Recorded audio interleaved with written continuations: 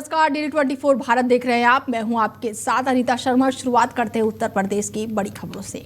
UP के मुख्यमंत्री योगी आदित्यनाथ आज अलीगढ़ पहुंचे, जहां पर सीएम ने विधायक जयवीर सिंह के बेटे के साथ तिलक समारोह में शामिल होंगे और जिसके चलते अलीगढ़ मुस्लिम यूनिवर्सिटी में हेलीपैड बनाया गया। बता दें कि सीएम योगी कलेक्ट्रेट सभागार में जनप्रतिनिधियों और अधिकारियों के साथ समीक्षा बैठक करेंगे। बताया जा रहा है कि शहर के विकास के कई बिंदुओं पर मुख्यमंत्री अधिकारियों और जनप्रतिनिधियों के साथ बातचीत करेंगे। बैठक के बाद से मुख्यमंत्री तिलक समारोह में भी शामिल होंगे। पीलीभीत में कपड़ों की 2 मंजिला दुकान में आग लगने से लाखों के कपड़े जलकर राख हो गए। सूचना पर पहुंची फायर ब्रिगेड की टीम और पुलिस ने कई घंटों की कड़ी मशक्कत के बाद किसी तरह आग पर काबू पाया। आग लगने की वजह जो है वो शॉर्ट सर्किट बताई जा रही है। बता दें कि बिलसाड़ा के मेन मार्केट पर राठौर रेडीमेड के नाम से इस कपड़े की दुकान थी और ऐसे में रात को यहाँ पर भीषण आग लग गई और जिसमें कई लाख के कपड़े जलकर पूरी तरह से खाक हो गए हैं। जेसीबी मशीन से दुकान का शटर तोड़ा गया और ऊपरी मंजिल की साइड से दीवार को तोड़कर कई घंटे के बाद किसी तरह आग पर काबू पाया गया। पीलीभीत से खबर निकलकर सामने आ रही है, जहां पर व्यापारी नेता के बदनाम लस्सी प्रतिष्ठान पर जीएसटी चोरी पकड़ी गई है। छापेमारी के दौरान पिछले साल में 1.5 करोड़ से अधिक की भारी भरकम बिक्री के बावजूद भी प्रतिष्ठान ने महज 50,000 रुपए टैक्स जमा किए, जबकि साल 2024 और 25 में फर्जी तरीके से आईटीसी का लाभ उठाकर राजस्व की चोरी की गई। जबकि छापेमारी कर कार्रवाई के दौरान लस्सी संचालक के दौरान मौके पर ही 2 लाख रुपए जमा किए गए। बाकी टैक्स को जमा कराने के लिए कुछ ही दिनों का समय दिया गया है। साथ ही टीम ने स्टॉक को सील कर दिया है और इसके साथ ही व्यापारी संगठन में फिलहाल हड़कंप मचा हुआ है। इनकी शिकायत आई थी कि बिना बिलों के माल इनके द्वारा बेचा जा रहा है। इस आधार पर इनकी जांच की गई है और जब शिकायत आई तो हम लोगों ने पोर्टल पे चेक किया तो 24-25 का जैसे हमने देखा तो 24-25 में इन्होंने अपनी टोटल सेल डिक्लेयर कर रखी थी 1 करोड़ 55 लाख, लेकिन टैक्स दिया था मात्र 50,000 रुपये। इस आधार पे आगे देखा गया, मतलब 3% केवल टैक्स इनके द्वारा दिया गया था, जबकि मिठाई जैसी चीज़ में जो यूज़ होता है, दूध है, आलू है, मैदा, जिन पे कोई टैक्स नहीं है, तो आईटीसी के बिंदु पे देखा गया तो इनके द्वारा ज़्यादातर 97% लगभग टैक्स का एडजस्टमेंट आईटीसी से किया जा रहा था, जो संभव नहीं है। इसका मतलब है कि इनके द्वारा जो खरीदा जा रहा था उसके अनुपात में सेल नहीं दिखाई जा रही थी। वहां से एक सस्पेक्ट पैदा हुआ, हम लोगों ने रेकी कराई, रेकी में पाया गया बिना बिल के बेचा जा रहा। जो शिकायत लिखित में आई थी उसके साथ बिल लग के आया था, जब एक कच्चा कैश मेमो जिसमें दिखाया कि बिना कच्चे कागज पे बेचा जा रहा है। ये शिकायत आई, ये प्रूफ हुई है और इसके बाद इन्होंने 2 लाख रुपए अभी जमा कर दिया है। बाकी के लिए इन्होंने 10 तारीख तक का समय लिया। यूपी के संभल जनपद में आयोजित तुलसी पीठाधीश्वर रामभद्राचार्य की कथा के दौरान कल्कि भगवान के जन्म स्थल को लेकर विवाद खड़ा हो गया। श्री कल्कि सेना दल ने रामभद्राचार्य के एक बयान पर आपत्ति जताई, जिसमें उन्होंने कल्कि भगवान का जन्म संभल में 30 किलोमीटर दूर बताया था। साथ ही बता दें कि श्री कल्कि अवतार की तिथि और समय को लेकर स्वामी रामभद्राचार्य ने कहा कि प्रधानमंत्री नरेंद्र मोदी ने जिस गांव में पिछले साल श्री कल्कि धाम का शिलान्यास किया, यही गांव में कल्कि नारायण की माता सुमित का मायका है और दल ने इस बयान का आचार्य प्रमोद कृष्णम की सोची समझी साजिश करार दिया। पदाधिकारियों का आरोप है कि प्रमोद कृष्णम अपने स्वार्थ के लिए पुराणों के उल्लेख के विपरीत जानबूझकर इस तरह की बयानबाजियां करवा रहे हैं। श्री कल्कि सेना दल के संस्थापक और राष्ट्रीय अध्यक्ष कुलदीप कुमार गुप्ता ने कहा कि रामभद्राचार्य महाराज देख नहीं सकते और आचार्य प्रमोद कृष्णम साजिश के तहत उनसे इस तरह के बयान दिलवा रहे हैं। संभल के नजदीक एचोड़ा कंबो में कल्कि महोत्सव मनाया जा रहा है। स्वामी रामभद्राचार्य जो हमारे पूज्य जगतगुरु शब्दाचार्य हैं, वो उन्होंने पता नहीं क्यों या क्या सोचकर, क्या विचार कर, हम सब लोग भी अचंभित हैं, चौंक रहे हैं संभलवासी। उन्होंने एक तो ये कह दिया कि कल की जयंती वैशाख माह में शुक्ल पक्ष में मनाई जानी चाहिए, द्वादशी तिथि, जबकि जो आचार्य हैं, कल की पीठाधीश्वर हैं आचार्य प्रमोद श्री कृष्ण जी, वो कल की जयंती श्रावण मास की षष्ठी तिथि को मनाते चले आए हैं। संभल में मनाई जाती है। देखिए, वो महामंडलेश्वर हैं रामभद्राचार्य जी, मैं उनके लिए कुछ भी कह पाने की सामर्थ्य नहीं रखती हूँ, लेकिन फिर भी मैं इतना बोलूंगी कि उन्हें प्रमाण के बिना कोई भी शब्द बोलना नहीं चाहिए। यहाँ पर कम से कम 100 साल से कल्की जयंती मनाई जा रही है। कल्की जी का मंदिर है, 400 साल पुराना भगवान श्री कृष्ण का मंदिर, भगवान श्री कल्की जी का मंदिर है। यहाँ पर पृथ्वीराज चौहान के टाइम से मंदिर है, अहिल्याबाई होलकर ट्रस्ट के तले चलता है वो।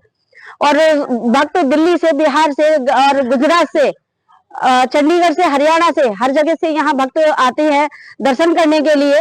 तो इस चीज को तो दुत्कार नहीं सकते हैं कि वहां आज से, मतलब अभी से, जब राम भद्राचार्य जी की आज महाकथा हो रही है तो उन्होंने ये कह दिया कि वहां पर कल की अवतार होगा।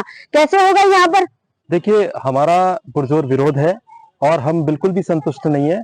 हम इसके लिए जिस हद तक हमें विरोध करना पड़े और जिस हद तक हमें जाना पड़े, हम उस हद तक जाएंगे।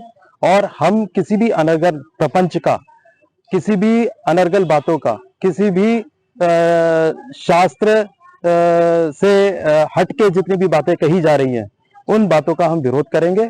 और हम, हो सकता है कि हम FIR भी करें और हमारा प्रयास रहेगा कि हम प्रधानमंत्री जी, मुख्यमंत्री जी, नितिन गडकरी जी, जिनको इन्होंने एक पत्र लिखकर जो गंगा एक्सप्रेसवे से हाईवे काटने के लिए मांग की गई थी, और उसमें भी उन्होंने वही बताया था, उसका भी हमने विरोध किया था, जिसमें ये कह रहे हैं कि कल्की भगवान का जन्म इसी कल्की धाम जो वो बना रहे हैं चौड़ा कम्बू में होगा। मोहनगंज में बाइक सवार 2 बदमाशों ने सराफा व्यवसायी से 3 लाख के जेवर और नकदी से भरा बैग लूट लिया।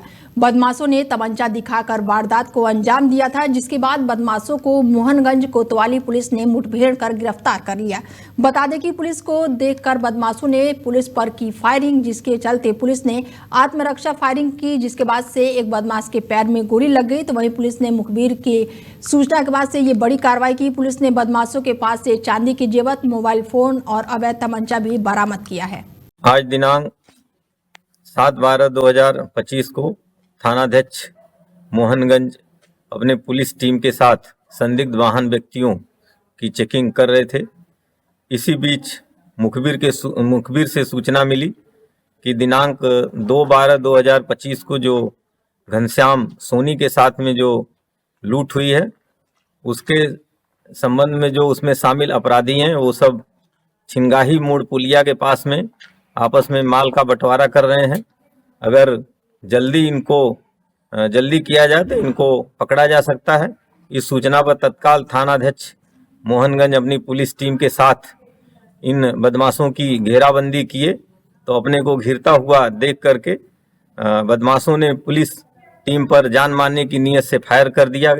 आत्मरक्षार्थ पुलिस टीम के द्वारा जवाबी फायरिंग में एक बदमाश को गोली लगी, जिसको हिरासत में लेकर पूछताछ की गई तो इसने अपना नाम आकाश विश्वकर्मा, जो थाना जगदीशपुर का रहने वाला है, बताया।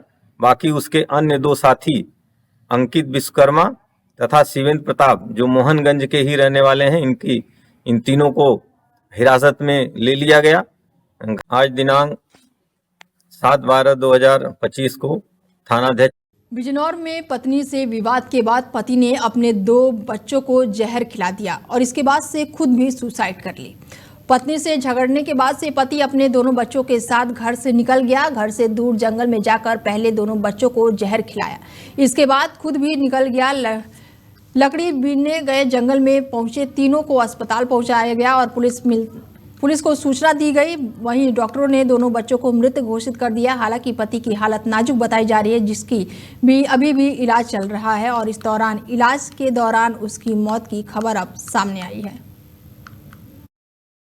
आज दिनांक 6 दिसंबर के शाम में थाना हेमपुर दीपा पुलिस को चांदपुर कस्बे के धनवंतरी हॉस्पिटल से ये सूचना मिली कि थाना हेमपुर दीपा के गांव मुबारकपुर खुर्द से एक व्यक्ति जिनका नाम बाबूराम है, उम्र करीब 28 वर्ष, उनके 2 बच्चों के साथ जहरीले पदार्थ का सेवन किए जाने की अवस्था में हॉस्पिटल में लाया गया था, जिसमें दोनों बच्चों की मृत्यु हो गई और बाबूराम इलाजरत थे। इस सूचना पर तत्काल स्थानीय पुलिस मौके पे आई। क्षेत्राधिकारी चांदपुर का अभी हॉस्पिटल में आए। मेरे द्वारा भी हॉस्पिटल पहुंच करके परिजनों से वार्ता की गई। इलाज के दरमियान बाबूराम की भी मृत्यु हो गई बाबूराम के पिता के द्वारा बताया गया कि बाबूराम और उनकी पत्नी के बीच में पिछले कुछ दिनों से आपसी पारिवारिक विवाद को लेकर के मतभेद चल रहा था, जिसके क्रम में यह घटना हुई है। मृतक बाबूराम के शव को पोस्टमार्टम कराने हेतु पंचायतनामा करा करके मोर्चरी भिजवाया गया है। उनके दोनों बच्चों का शव उनके परिजन गांव ले गए हैं, जहां पर पुलिस आवश्यक कार्रवाई कर रही है। संपूर्ण प्रकरण की डिटेल जानकारी की जा रही है और संपूर्ण विधिक कार्रवाई। पुलिस अधीक्षक राजेश कुमार द्वारा करारी कोतवाली के चौकीदारों को कंबल बांटे गए, साथ ही ठंड से बचने की हिदायत भी दी गई। और ये कार्यक्रम कोतवाल ने ग्रामीण क्षेत्रों की सुरक्षा व्यवस्थाओं को मजबूत करने और ग्राम प्रहरियों को प्रोत्साहित करने के लिए आयोजित किया। और इसके साथ ही सुरक्षा और कानून व्यवस्था बनाए रखने में सराहनीय योगदान देने वाले ग्राम चौकीदारों को सम्मानित भी किया गया। कुशीनगर के एक गांव का मामला सामने आया है, जहां पर एक युवक ने नाबालिग किशोरी को जमकर पीटा। युवक ने किशोरी संग उसकी मां को भी पीटा है। बता दें कि युवक ने किशोरी को जबरन उठा कर ले जाने का प्रयास किया। जब इस बात का विरोध किया गया तो 3 युवकों ने उनकी पिटाई कर दी। हमले का वीडियो सोशल मीडिया पर वायरल हो रहा है और वायरल वीडियो होने के बाद से पुलिस सक्रिय होकर जांच में जुट गई है। लखीमपुर खीरी के मुख्यमंत्री मॉडल स्कूल में भवन का छज्जा गिरने से 2 मजदूर गंभीर रूप से घायल हो गए। घटना की सूचना मिलते ही विधायक मौके पर पहुंचे और उन्होंने ग्रामीणों के साथ घटनास्थल का मुआयना किया और स्थिति का जायजा लिया। विधायक सोनू ने घटना के संबंध में संबंधित अधिशासित अभियंता से बात की और इस दौरान अधिशासित अभियंता द्वारा विधायक से अभद्र भाषा में बात करने का मामला भी सामने आया है। विधायक ने इसकी शिकायत जिले के मुख्य विकास अधिकारी से दर्ज कराई है। विधायक सौरभ सिंह सोनू ने कहा है कि वो इस मामले की शिकायत मुख्यमंत्री योगी आदित्यनाथ से भी करेंगे। उन्होंने ये भी बताया कि इस विद्यालय का निर्माण कार्य में हो रहे भ्रष्टाचार की जांच के लिए उन्होंने पहले भी मुख्यमंत्री को पत्र लिखा था। पहुंचकर जांच रिपोर्ट तैयार की। उन्होंने ये रिपोर्ट उप जिलाधिकारी को सौंपने की बात कही है।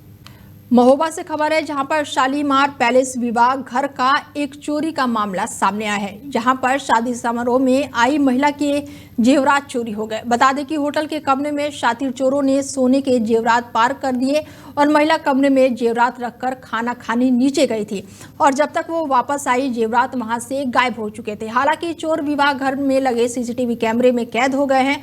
पीड़िता ने पुलिस को शिकायती पत्र देकर चोरी किए गए जेवरात बरामद करने की मांग की है। पुलिस अब आरोपी की तलाश में फिलहाल जुट गई है। यूपी के पीलीभीत से एक दर्दनाक हादसा सामने आ रहा है, जहां पर दोनों भाई रात्रि में अपने घर जा रहे थे और किसी की बता दें कि बरेली रोड पर ईंट भट्ठे के पास पहुंचे, वैसे ही विपरीत दिशा से आ रही तेज रफ्तार वाहन ने उनकी मोटरसाइकिल में टक्कर मार दी। टक्कर लगते ही दोनों भाई रोड पर गिरकर घायल हो गए।